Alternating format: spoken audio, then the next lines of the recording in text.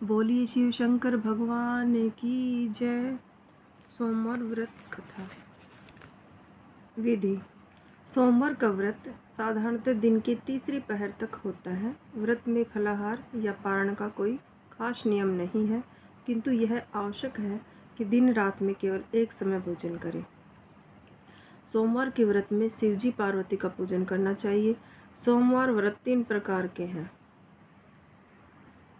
साधारण, प्रति सोमवार, सौम्य प्रदोष और 16 सोमवार। विधि तीनों की एक जैसी है।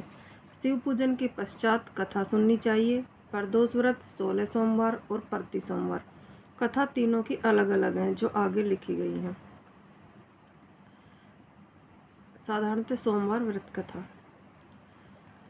कथा प्रारंभ। एक बहुत धनवान साहूकार था, जिसके घर धन आदि किसी प्रकार की कोई भी कमी नहीं थी, परंतु उसको एक दुख था कि उसके कोई पुत्र नहीं था। वह इसी चिंता में रात दिन रहता था। वह पुत्र की कामना के लिए प्रति सोमवार को शिवजी का व्रत और पूजन किया करता था तथा सायंकाल को शिव मंदिर में जाकर शिवजी के श्री विग्रह के सामने दीपक जलाया करता था। उसके इस भक्ति भाव को देखकर एक समय श्री पार्वती जी ने शिवजी महाराज से कहा कि महाराज, यह साहूकार आपका अनन्य भक्त है और सदैव आपका व्रत और पूजन बड़ी श्रद्धा से करता है। इसकी मनोकामना पूर्ण करनी चाहिए। शिवजी ने कहा, हे पार्वती, यह संसार कर्म क्षेत्र है। जैसे किसान खेत में जैसा बीज बोता है वैसा ही फल काटता है, उसी तरह इस संसार में प्राणी जैसा कर्म करते हैं वैसा ही फल भोगते हैं।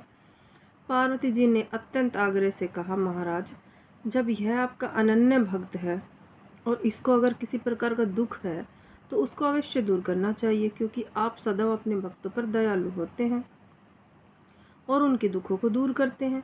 यदि आप ऐसा नहीं करोगे तो मनुष्य आपकी सेवा तथा व्रत क्यों करेंगे?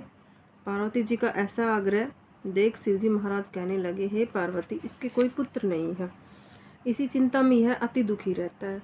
इसके भाग्य में पुत्र न होने पर भी मैं इसको पुत्र की प्राप्ति का वर देता हूँ, परंतु यह पुत्र केवल 12 वर्ष तक जीवित रहेगा। इसके पश्चात वह मृत्यु को प्राप्त हो जाएगा। इससे अधिक मैं और कुछ इसके लिए नहीं कर सकता। यह सब बातें साहूकार सुन रहा था।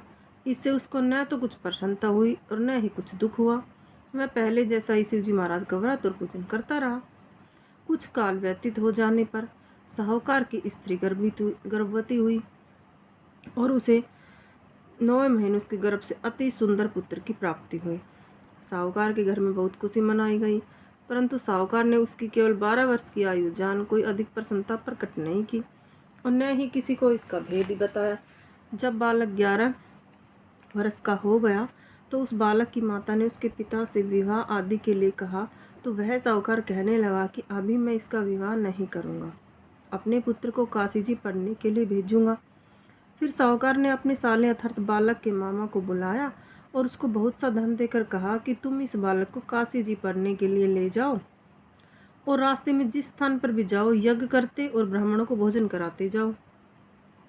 वह दोनों मामा भांजा यज्ञ करते और ब्राह्मणों को भोजन कराते जा रहे थे। रास्ते में उनको एक शहर पड़ा। उस शहर में राजा की कन्या का विवाह था और दूसरे राजा का लड़का जो विवाह कराने के लिए बारात लाया था वह एक आंख से काना था।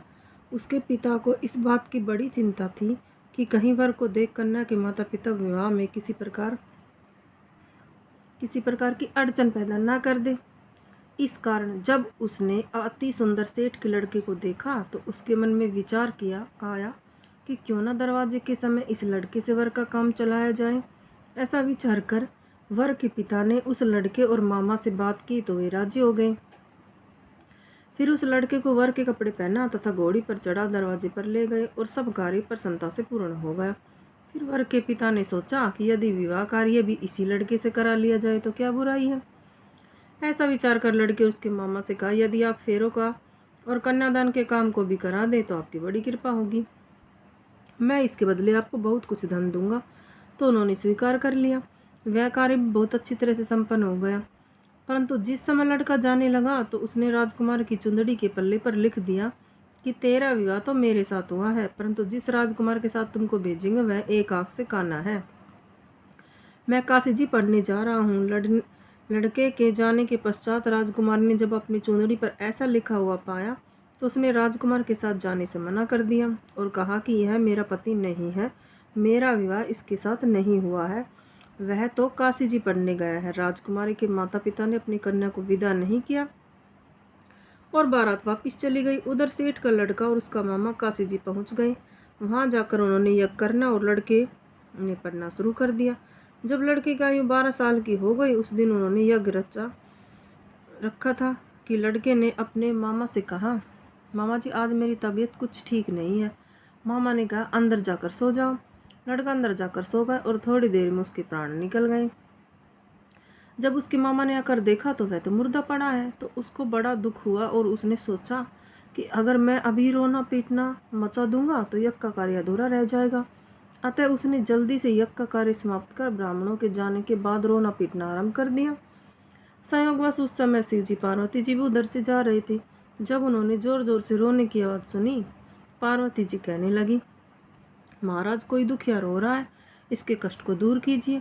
जब श्री पार्वती ने पास जाकर देखा तो वहाँ एक लड़का मुर्दा पड़ा था। पार्वती जी कहने लगे, महाराज ये तो उसी सेठ का लड़का है जो आपके वरदान से हुआ था। शिव जी कहने लगे, हे पार्वती इसकी आयु इतनी ही थी, सो यह भोग चुका। तब पार्वती जी ने कहा, हे महाराज इस बालक को और आयु दो, नहीं तो इसके माता पिता तड़प तड़प कर मर जाएंगे। पार्वती जी के बार बार आग्रह करने पर शिव जी ने उसको जीवन वरदान दिया और शिव जी महाराज की कृपा से लड़का जीवित हो गया। शिव पार्वती कैलाश चले गए। वह लड़का और मामा उसी प्रकार यज्ञ करते तथा ब्राह्मणों को भोजन कराते अपने घर की ओर चल पड़े। रास्ते में उसी शहर में आए जहाँ उसका विवाह हुआ था। वहाँ पर आकर उन्होंने यज्ञ आरंभ कर दिया तो उस लड़के के ससुर ने उसको पहचान लिया और अपने महल में ले जाकर उसकी बड़ी खातिरदारी की। साथ ही बहुत दास दासियों सहित आदरपूर्वक लड़की और जमाई को विदा किया। जब वे अपने शहर के निकट आए तो मामा ने कहा, मैं पहले घर जाकर खबर कराता हूँ। जब उस लड़के का मामा घर पहुंचा तो लड़के के माता पिता घर की छत पर बैठे थे और यह प्रण कर रखा था कि यदि हमारा पुत्र सकुशल लौट आया तो हम राजी खुशी नीचे आ जाएंगे, नहीं तो छत से गिरकर अपने प्राण दे देंगे। इतने में उस लड़के के मामा ने आकर यह समाचार दिया कि आपका पुत्र आ गया है, तो उनको विश्वास नहीं आया। उसके मामा ने शपथ पूर्वक कहा कि आपका पुत्र अपनी स्त्री के साथ बहुत सारा धन लेकर आया है। तो सेठ ने आनंद के साथ उसका स्वागत किया और बड़ी प्रसन्नता के साथ रहने लगे। इसी प्रकार से जो कोई भी सोमवार के व्रत को धारण करता है अथवा इस कथा को पढ़ता और सुनता है, उसकी समस्त मनोकामनाएं पूर्ण होती हैं। जय हो भोलेनाथ, जय हो माता पार्वती। आप सभी भक्तों पर अपनी कृपा दृष्टि इसी तरह बनाए रखें। हर हर महादेव। जय शिव शंकर।